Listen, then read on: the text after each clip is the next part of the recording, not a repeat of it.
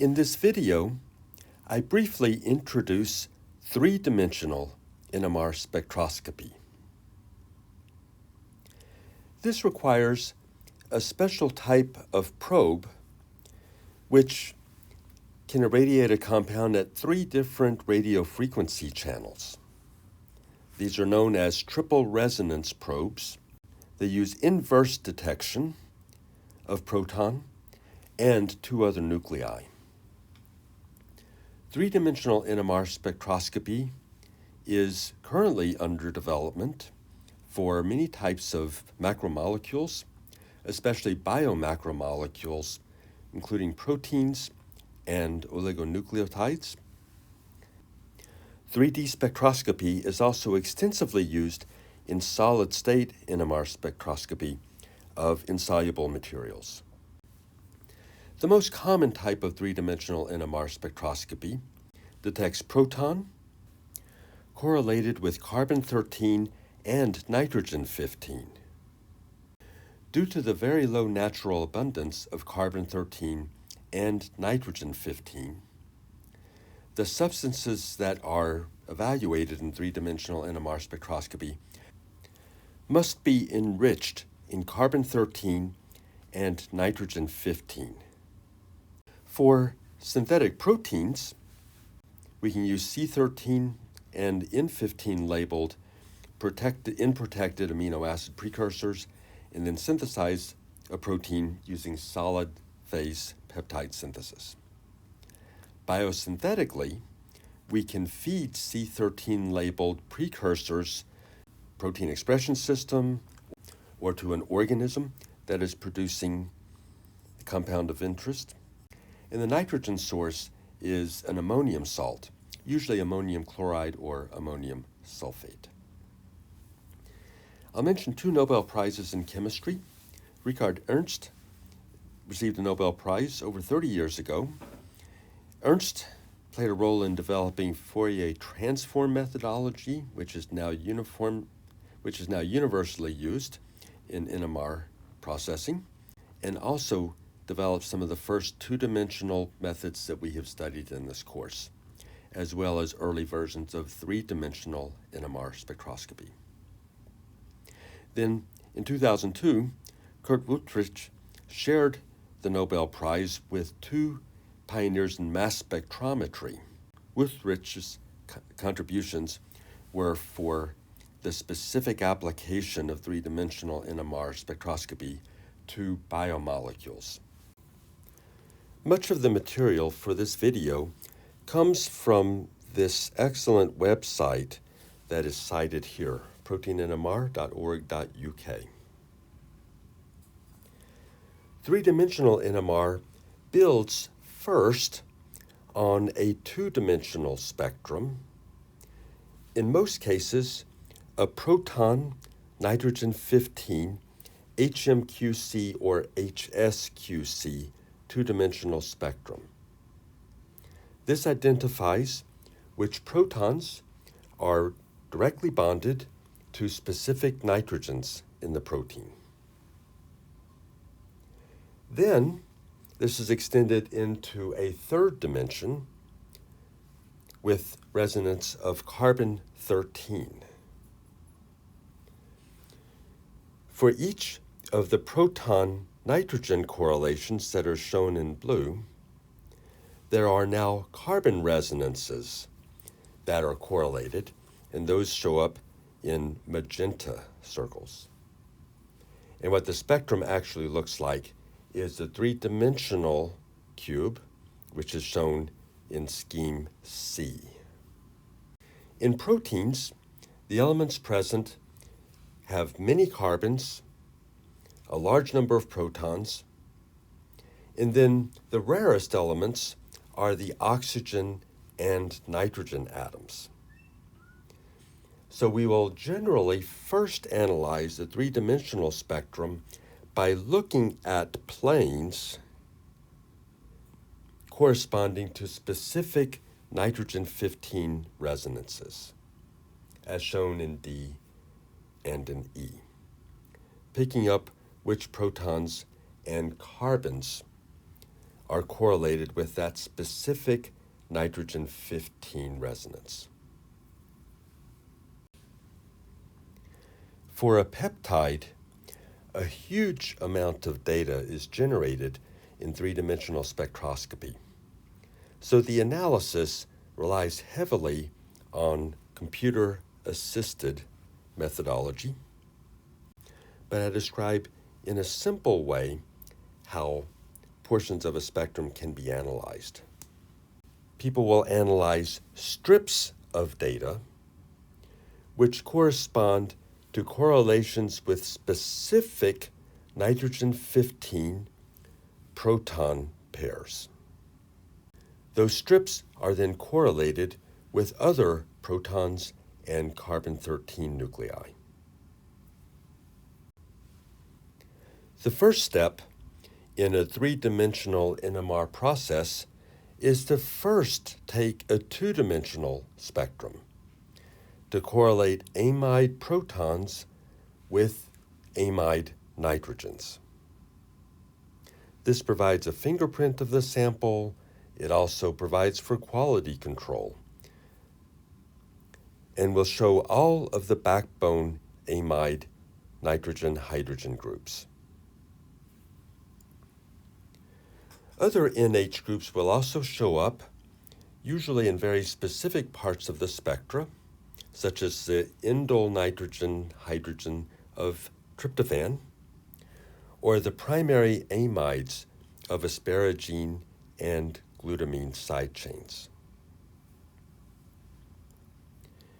In the spectrum, the blue dots correspond to single proton to nitrogen-15 correlations. The magenta dots correspond with two protons correlating with the single nitrogen-15. And in primary amides, the proton resonances are usually chemically non-equivalent, but attached to the same nitrogen-15. Acidic side chains such as arginine and lysine will show up in the spectrum, but usually in unique portions so that this does not obscure analysis of the amide proton to amide nitrogen-15 correlations. In this video, and in most presentations, the traditional layout of a protein sequence will have N-terminus on the left and C-terminus to the right. To assign the backbone of the amide for the primary structure, we use two different types of three-dimensional NMR techniques that will complement each other in finding correlated resonances within the same amino acid residue and then between two different amino acid residues. By processing various strips based on proton nitrogen-15 amide backbones, we can then build up the entire primary structure. A common technique for processing proton, nitrogen, and carbon resonances within a single amino acid is the CBCANNH experiment. This correlates the specific proton attached to a nitrogen with carbon alpha 2-bond coupling from proton and carbon beta 3-bond coupling from proton. And then we can pick up the 1-bond couplings between specific protons as well.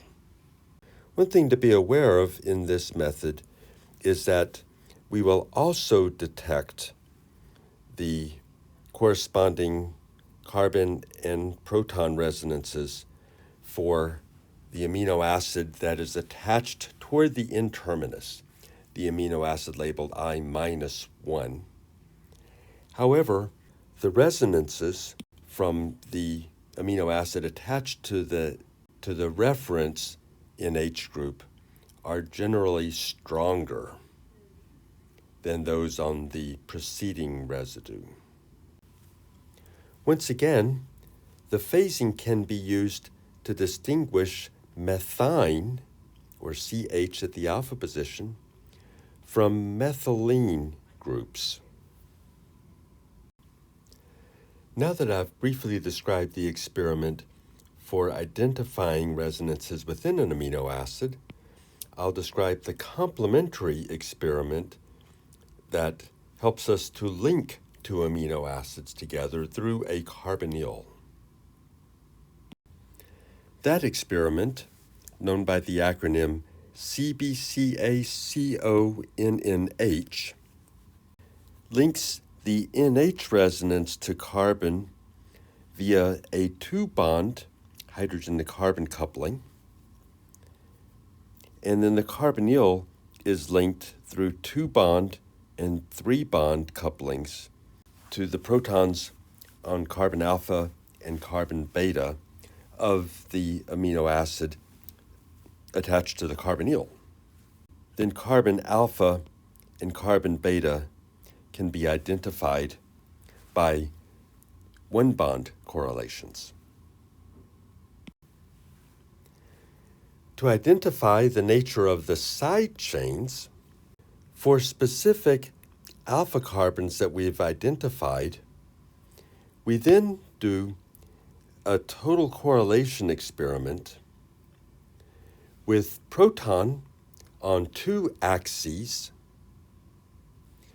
based on a single specific carbon-13 resonance. But as you can imagine, the total correlation gives us a lot of information, and so that is complemented by a cozy experiment which favors 3-bond proton-proton and 2-bond proton-proton correlations for specific carbon resonances. You're already familiar with the 2-dimensional total correlation proton-proton experiment. In the 3-dimensional technique, this is then for a specific carbon-13 resonance. And then correlation with the proton-proton cozy experiment gives more limited information, which helps us to interpret the more complex Toxi spectrum. Once the primary protein structure has been determined, with the specific identity and order of the amino acid residues, then we can use chemical shifts of specific resonances for the amide proton, the alpha carbon proton, the alpha carbon C13 chemical shift, the beta carbon C13 chemical shift, the carbonyl carbon-13 chemical shift, and the amide nitrogen chemical shift.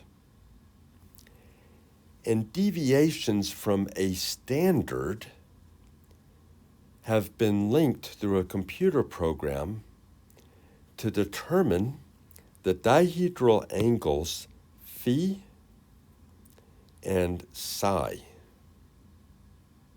which then tells us about the secondary protein structure and can reveal whether the amino acid analyzed by NMR is part of an alpha helix or a beta sheet or a beta turn or an unstructured part of a protein. There's much more that can be done with 3-dimensional NMR, such as connecting the proximity of atoms between strands using through space nuclear Overhauser effect experiments. This is a representative structure from Protein Database showing tertiary structure. by solution phase NMR, we can see 3 alpha helical secondary structures. Interstrand measurements reveal the relative orientation of the alpha helices within a specific domain of a protein. This overall structure is an ensemble of 20 NMR substructures of a membrane protein. Membrane proteins are particularly difficult to study structurally because they are not crystalline. Therefore, solution phase NMR provides a complementary approach to studying structure. In fact, the only approach to structure if X-ray diffraction is not available for a non-crystalline protein.